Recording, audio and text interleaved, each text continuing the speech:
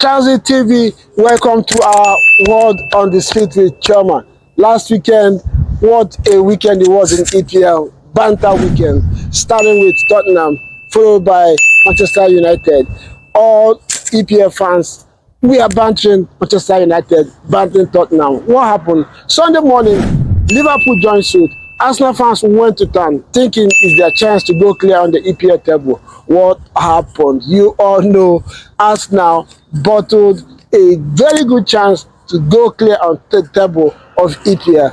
Right then, from Sunday, it was all banter, all kinds of graphics on Instagram, on Facebook, on Twitter, and of course, ultimately on the street. So, join Choma with our Word on the Street. It's laughable watching everyone on the streets carry on like last week was a blur. No, it wasn't a blur. It was very real. The four big boys lost their games. Speak about Man United and already wounded line. Bournemouth, say with me, Bournemouth. They lost to Sri Lanka and Co. But we already knew that they're on a streak.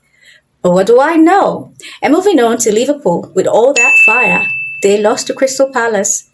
Talk about a boogie team. For them, actually, Crystal Palace always dealing with Liverpool. And what's that weird thing they say about history? It has a weird way of catching up with you. And then there's a prince in the north and the king in the north. The prince in the north, Tottenham, who are here on the street as supposed to be the ones to determine who goes through in the title race with their magic wand. So they go on with their magic wand and lose to a Newcastle team on vacation. Talk about comic relief. And then the king in the north, there is Arsenal FC, losing at home to Aston Villa. Now that is a blur, a complete blur. Because the word on the street tells me that Arsenal fans are hoping that their trip to Germany is going to get them a win. And all will be forgiven and forgotten.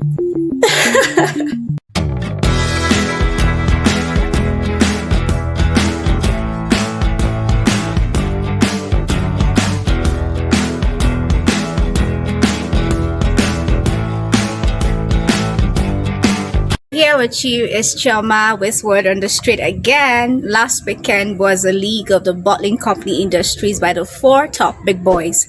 Let's start with Manchester United fans. It was a do or die affair because we thought, okay, it's Bournemouth, so they are probably just going to kick them around and probably win the game. But guess what? All the Tottenham fans and Arsenal fans and Liverpool fans got together and cheered Manchester United on, only for them to go ahead and lose the game. So they bottled it because they were supposed to actually start the battle against the biggest top four as far as I'm concerned, but they went and lost the game and bottled it. They had been taking verbal punches and jabs and jests, and it's been a party until Liverpool joined the group. So the rival fans said, okay, you know what, Liverpool, they've got the fire. They can do better. They are going to win the race, probably win the title race for club and make everything so beautiful. And they lost the game again. So why would they lose a game when they had all the fans gathering together to cheer them on? And so the Tottenham fans and the United fans and the Arsenal fans got together and laughed at Liverpool for bottling their chance this weekend. And it was Tottenham's fault again. So they went ahead to actually think they have the magic wand to decide who is going to win the title race based on all the games that are remaining. And then they went and lost 4 goals to Newcastle.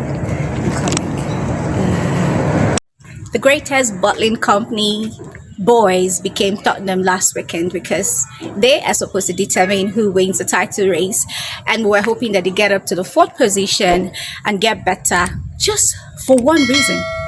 Because they are the Prince of North London. But guess what? They bottled it. Newcastle kicked them around and they got 4 goals. So whilst the fans of Tottenham were getting through it about bottling their chance of going up to top 4 and actually determining who wins the title race, so came Arsenal. Arsenal fans are all over the place, drumming and shouting, oh, guess what? We're making this happen and we're going to go on top of the league table again.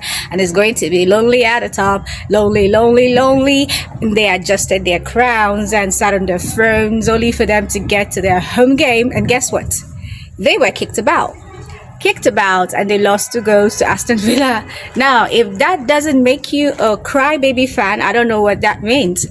But personally, the word on the street is saying that as the Arsenal that we know this season, they have a way of coming back. They take it gradually and then they make up their mind and decide to give us something better. So we're just hoping that because of who they are at the moment, that they get better and make it happy for the fans and maybe for most of the people on the streets. So my advice to all the fans of the top 4 boys, the top guns, is I want you to be humble. Come on, seriously. Just sit down and watch the rest of the Premier League games without raising your shoulder like peacocks and making fun of each other, throwing verbal punches and all of it and whatnot. I think Arsenal, Tottenham, United, I'm not sure United should join the conversation, but it's okay. They are cool. They are good. They can come to the party. But Arsenal, Liverpool, Tottenham, nobody wants to talk about Man City because I don't see how possibly they can lose a game moving forward.